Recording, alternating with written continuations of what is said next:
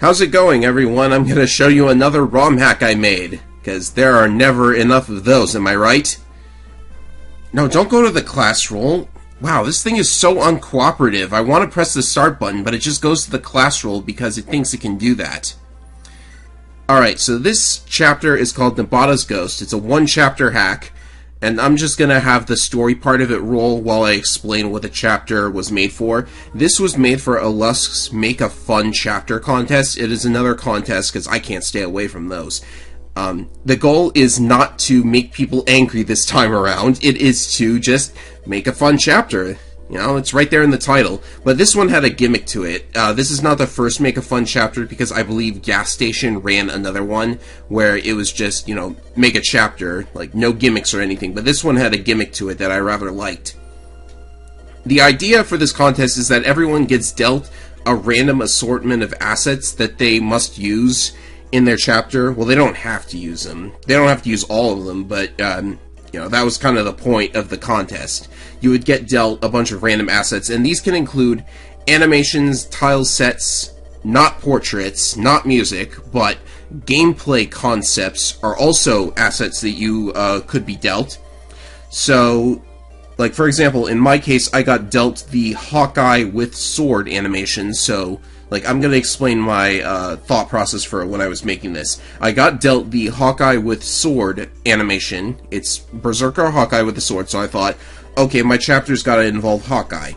Then I also got dealt the sniper animation. It's called a hunter animation, but it's a girl with a bow, you know. So I thought, okay, who's related to Hawkeye who uses bows? And I immediately thought of Green from Binding Blade.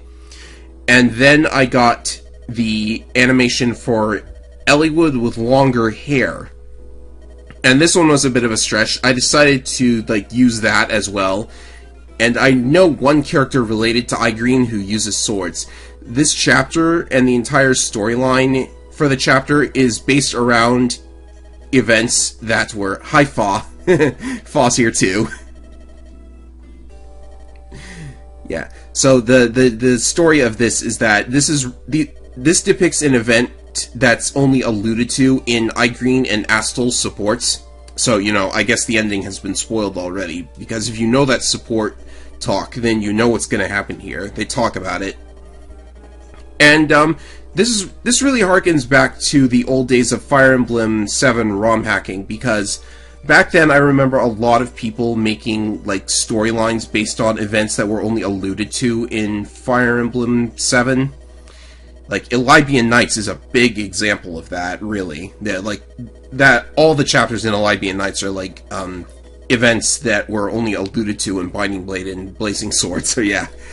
I think Elybian Nights also has a chapter starring Green, but I don't think it's finished. I haven't been keeping up with Elybian Nights. So, yeah, none of my ideas are original.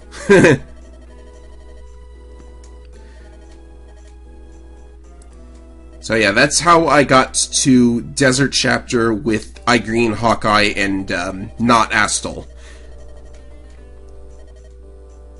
Oh yeah, actually, I forgot to talk about the gameplay concepts. I was dealt 2 tile sets as well, but, you know, since I'm using the desert as the setting for this, I can't, you know, I couldn't use those tile sets. It was going to be impossible. But I was also dealt some gameplay concepts, and one of the concepts was... It was, low movement cost, well, not low movement cost, low movement characters. That's what it was. I'm stumbling all over myself because I've got, like, a billion things that I'm looking at once here. I'm sorry. But yeah, low movement was a gameplay concept I got. So, like, a desert works perfectly because your movement is always slow in the desert. And another concept I got was ranged physical weapons, so javelins and hand axes and such, and I've already got a sniper, of course. So I thought, how do I involve ranged weapons? Well, I could make it, yeah, you'll see this when the chapter proper actually starts, but yeah, you'll see that actually. I'll just let the chapter speak for itself when we get there. Yeah, so So this is about Astel meeting Igreen, and they get married and have a kid. I was actually a little, like, somebody brought this up. Like, they said they got in a relationship and, like, had a kid in only 8 months, or 7 months, actually, because by this point, the kid is only a month old. And, you know, that actually got me concerned as well, because I don't actually know how long it takes for a couple to get married and have kids. I guess it can vary. Like, I know people in my family who were together for 2 years before they got married and had kids. But, so yeah. I was also a little concerned about the time difference between Binding Blade and Blazing Sword, because this chapter takes place between the two of them, so I was a little worried about the timeline. I also may have stretched how Dragon Blood actually works in Blazing Sword, but it's like, they never talk about it that much, so I guess I'm allowed a little wiggle room. So yeah, this is what I went with. Wyverns in the desert. Reminds anybody of something? You know, wyverns in desert just spell disaster for everybody in Fire Emblem, don't they?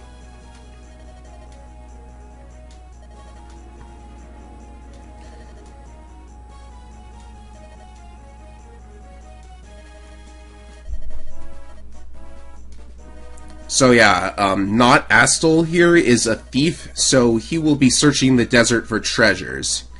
And that's another thing. I put treasures in the desert here that are specifically, like, tailored for fighting the enemies here, which is actually very convenient to find, like, there's a wind sword around here somewhere. Right, so now we finally get started. So you probably guess how the whole javelin thing is going to come into play.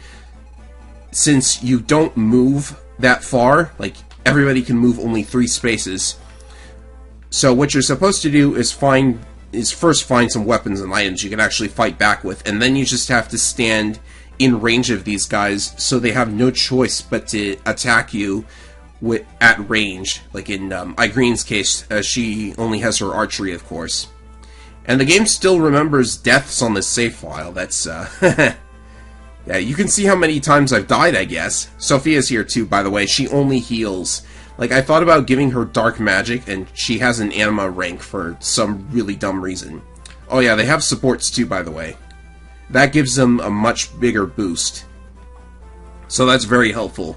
Like, I thought about making Sophia, like, an actual combat unit, but the thing was, like, I gave her her Binding Blade stats, and she is completely awful with her Binding Blade stats. Like, you probably know that already. So I decided, okay, this chapter needed a healer, so let's just have Sophia be a healer. Like, maybe we could say she's not attuned to her dark powers quite yet.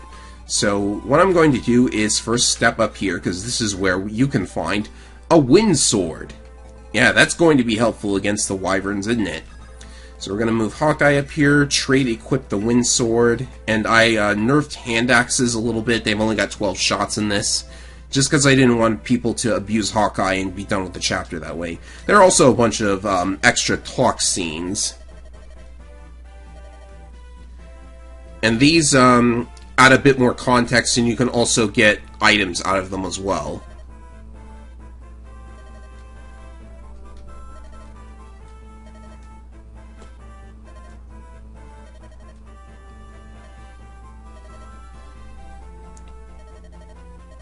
Yeah, I'm kind of surprised Hawkeye wasn't in... Well, they didn't come up with Hawkeye until Blazing Sword, of course, but, you know, if he's so important, then he should have appeared in Binding Blade. But that goes for a lot of characters in Blazing Sword.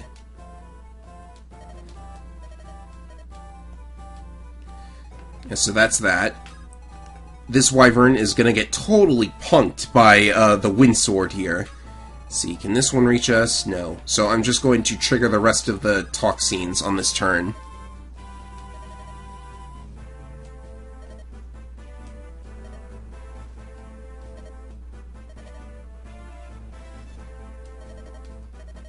And I'm also, like, I'm not... Well, I don't know if I'm that good at character writing, because this is really the first serious story I've actually kind of done. And considering I'm working on actually my own strategy RPG with like a cast of characters and everything, yeah, it makes me wonder if I'm actually going to be any good at character writing. But I'll try my best. Who should she talk to? Yeah, I guess we'll get both of them eventually.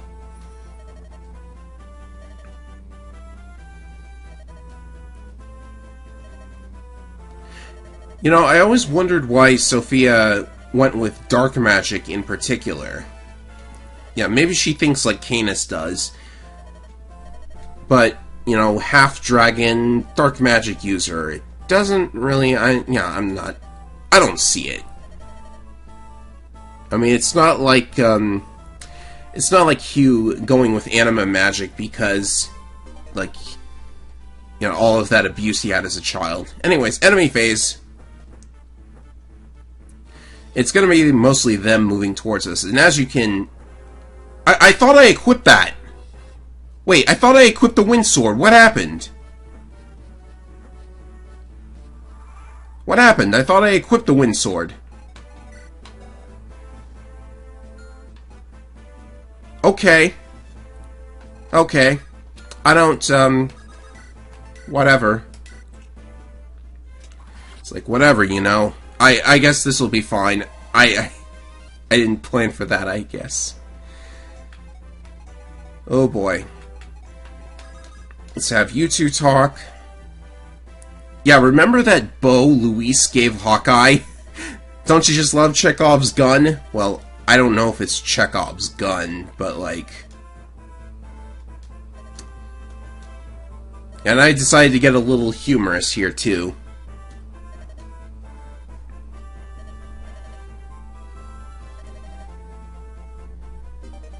You know, what weapon you use to defend your land is irrelevant, but you'd think it would be something other than a bow.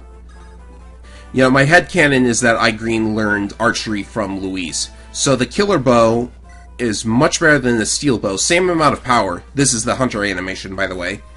Same amount of power, but a lot more accuracy and crit.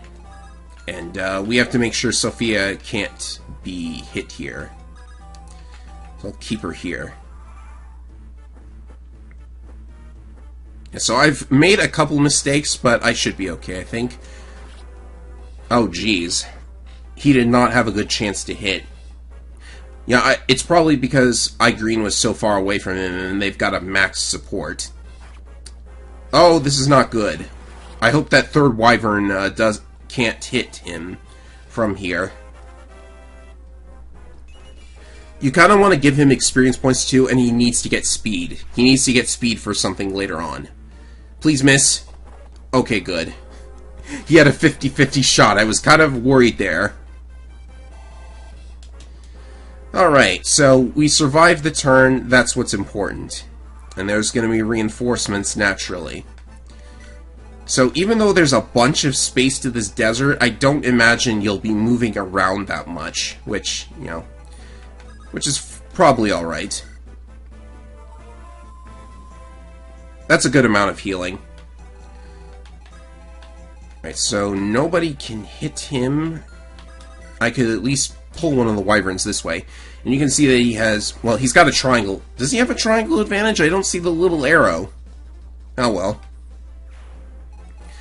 So since I'm probably not going to make it down here, if you go into this area here with the lake, what happens is that it disappears and 4 bandits appear, because it was a mirage. Funny, huh? Well, they've got some pretty good axes to drop. Like, I was initially concerned that nobody would come down here because there's really nothing there. I mean, just a couple of axes that you're probably not going to use because you can get through this with, ooh, a crit. Not that it matters, really. It was a one-hit kill anyways. And I forgot to mention, I don't think my box had Wyvern Axe animation in it. But I used a Wyvern Axe animation from somebody else. The boss is Vida, by the way.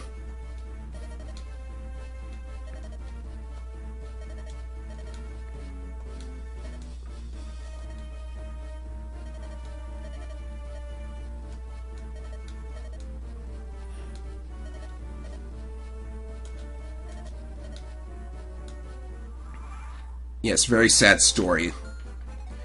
iGreen hasn't talked yet.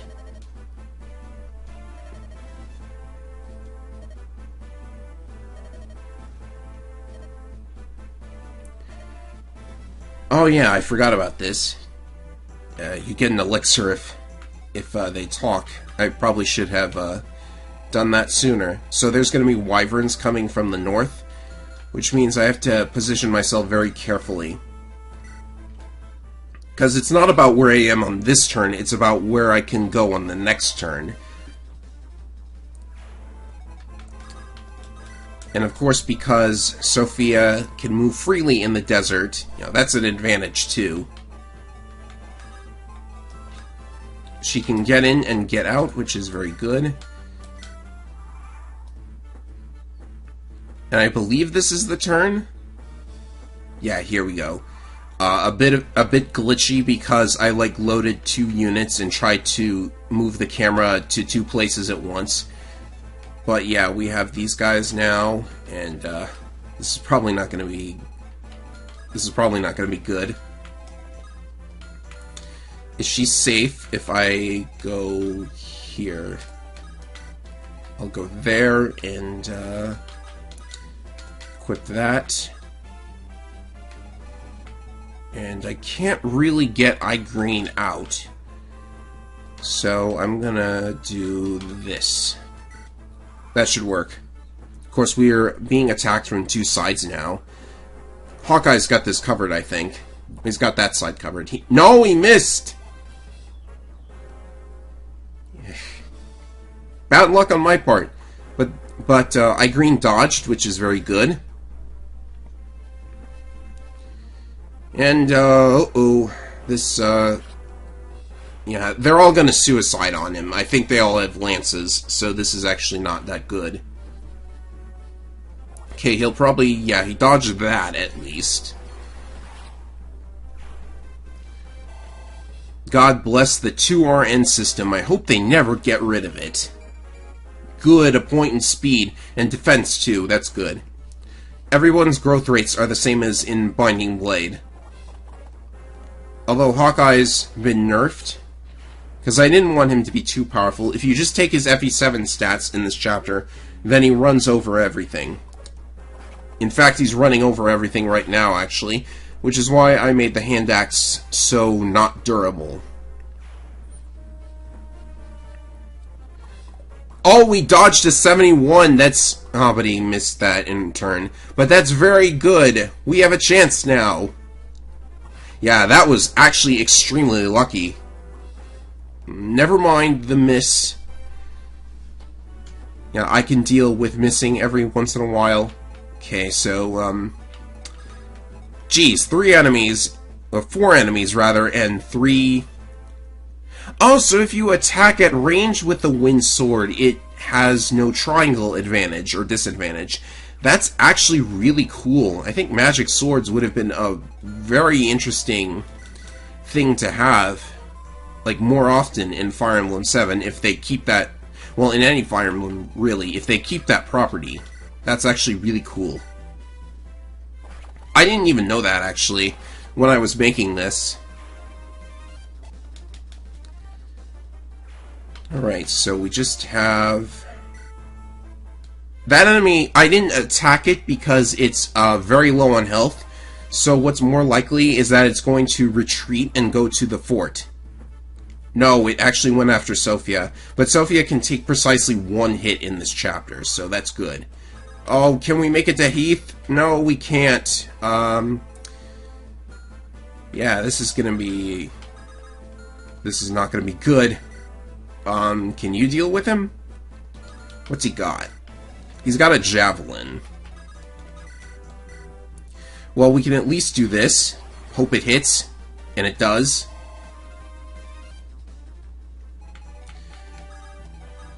Yeah, this is why thinking about the next turn is so very important.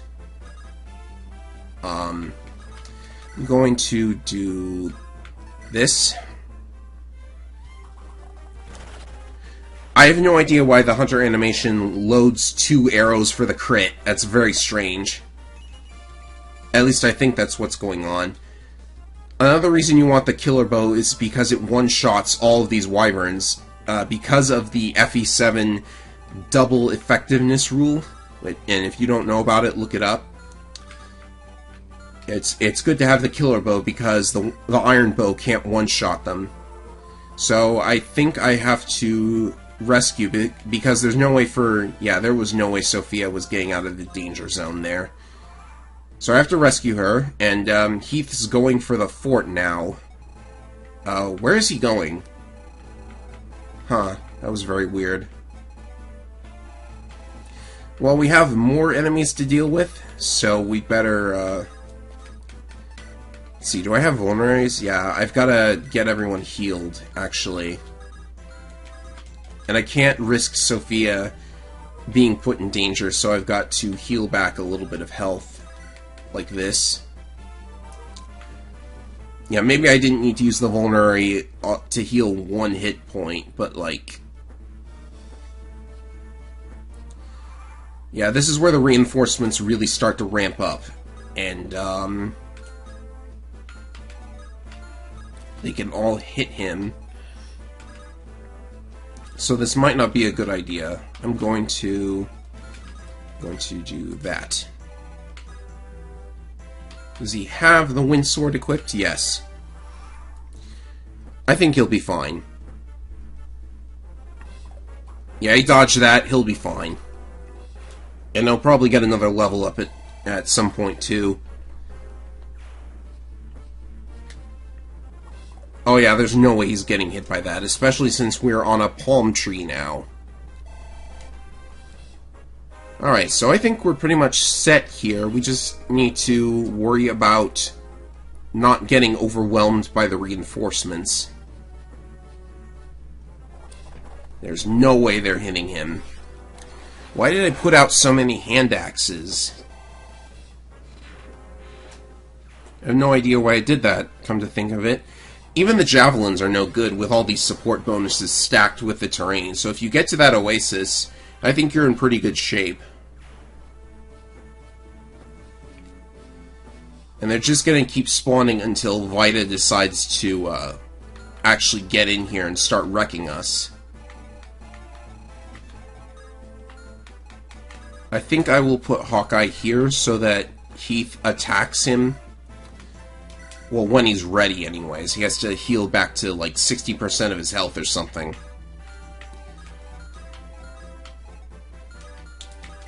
So I'll just let all the enemies come to us again. Yeah, when you get set up here, I guess it's not really that difficult. Other items in the desert, by the way, there's a couple more items. I believe there's either a mend or a recover. And there's another wind sword for Hawkeye, but you have to get his weapon level up to use it. And there's a tomahawk as well. I guess I did get a little bit spammy with the reinforcements. But he's not getting speed, and that's a problem. It's going to be a problem.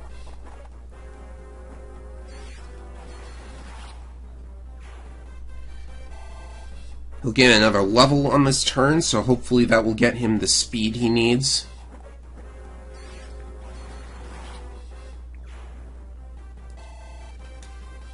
His speed growth should be pretty high. This is actually, okay, good. That, probably helps. What about these guys? I'm going to use a vulnerary.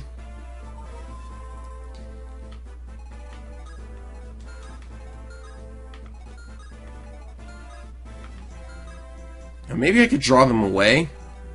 No, I better make sure he gets the EXP. I was thinking about giving one of them to Igreen, but she doesn't really need it. Because she doesn't need points in speed at all. By the way, if Igreen dies, it's game over. It doesn't matter for everybody else, though. I guess Igreen's the Lord in this chapter. They're very easy to feed them all to him.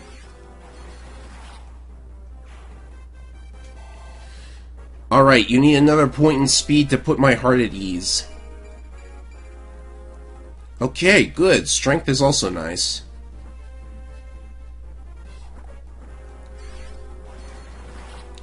Windsword's probably running out of juice, too.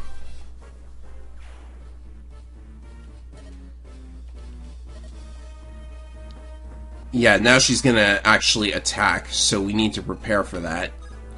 You can actually get through this chapter with, Wait, I think this is a route chapter, but I'm not sure. Let me check.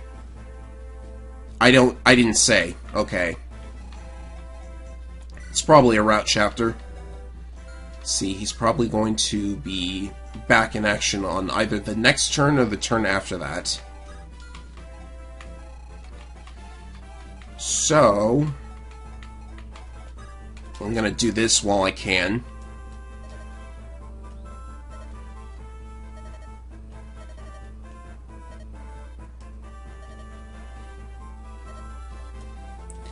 Yeah, that was just foreshadowing. Just silly foreshadowing. The steel sword is not that good. It's probably like one of your weakest items, actually.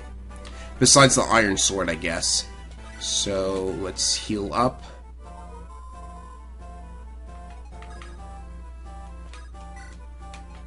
And now we need to get ready. Is he gonna attack on this turn? He's like near full health, so I imagine he would. Nope, he's gonna wait until the very last bit of his health is full. Good job, AI.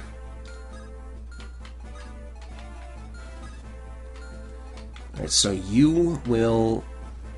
Do I want him in the forest? That's a thing. You know, I want him in the forest. That is probably for the best. Let's get everyone down here, because we can't worry about Heath anymore. We have to deal with the guys that are attacking us here and now. Of course, he's going to try and hit us from behind. That was a good dodge. He's probably going to be okay on this turn. And the more of them we get rid of, the better.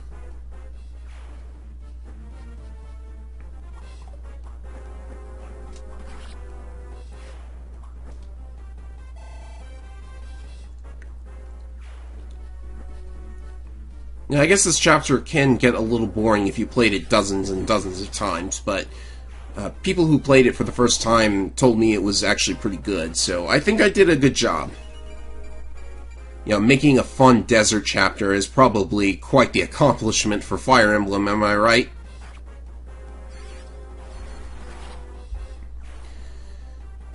Now, I forget if I fixed the bug in Vita's AI, but we'll see. No, I didn't. Okay, so the thing about Vita is, she was set to guard this fort, but now she's attacking.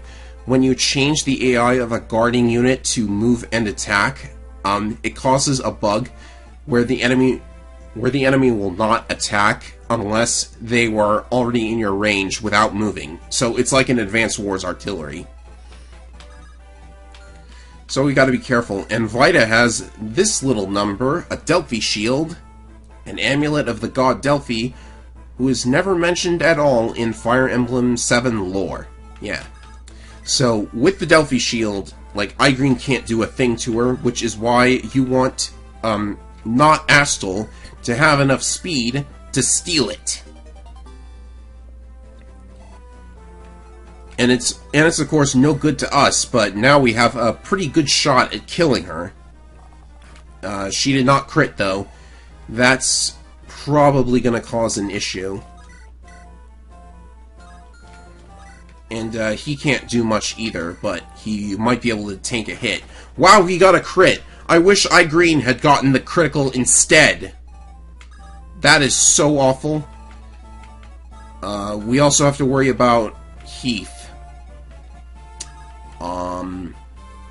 I didn't think about Heath, so, suicidal distraction? I think Vita doubles her? Yeah. Ouch. That hurt, actually. So, it all depends on... Oh, we missed! Sophia dodged! Sophia is a dodge tank. Thank you very much. Now we can finish the job. This is going to, like there's no way I could possibly lose at this point. So, I think I actually designed the chapter, like, the boss, rather, around that AI glitch, because, I thought if Vida did attack and move in the same turn, then she was actually going to be very difficult to kill. And, oh, that's the end of the chapter, okay. So I guess you can spare Heath. But he doesn't appear in Binding Blade regardless.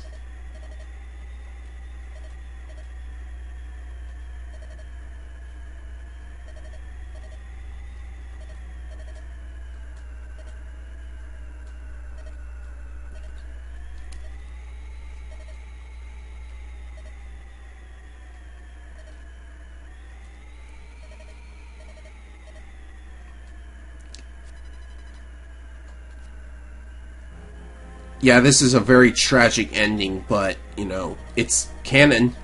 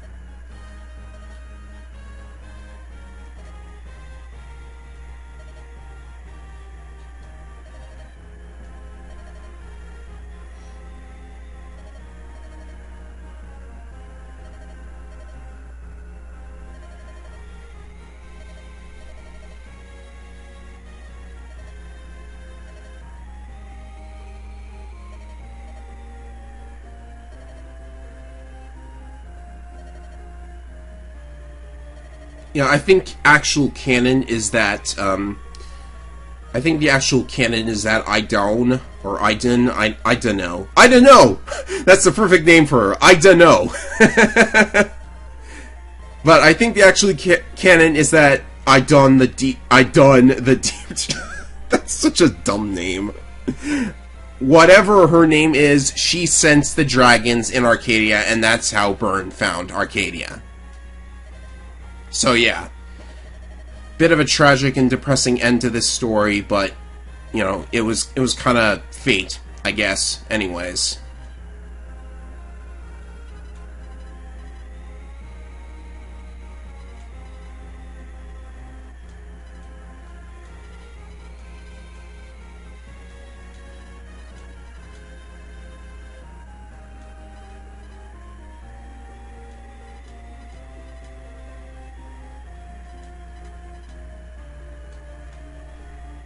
I don't think she was that happy, but, that's the end.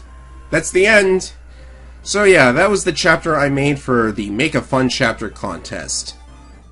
And, I'm going to get rid of this sound bug. There we go.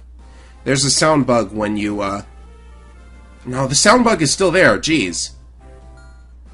Okay, that's better. Yeah, there's a sound bug when you use that fin screen. Did the game record my score? Yeah, I think this is from a previous playthrough. I don't think that run just now was the actual run that I got. But yeah, you're ranked for this as well. I really like ranking systems for some reason. But yeah, that's Nabata's Ghost, my Make a Fun Chapter entry. Let me know what you thought of it, or if you played it yourself, let me know how it went. See you later, guys.